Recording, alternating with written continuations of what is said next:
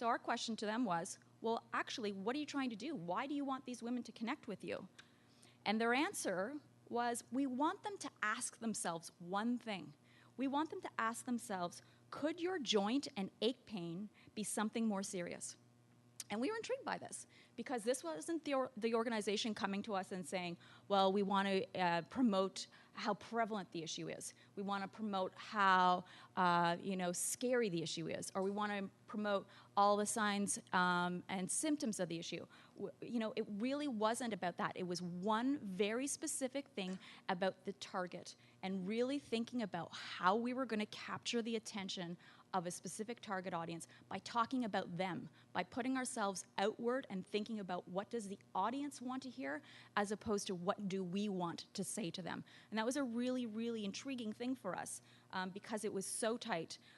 The next thing we asked them was, well, who is your target? And their target that they identified was women 40 to 60 years old with undiagnosed joint aches and pains.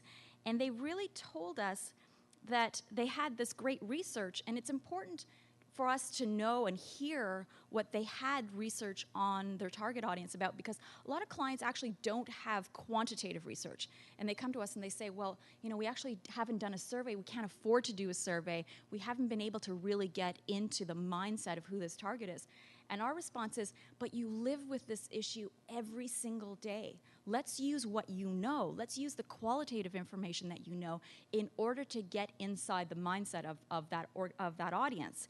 And they told us that according to the research, women are at higher risk of not being diagnosed because women ignore things more often than men do.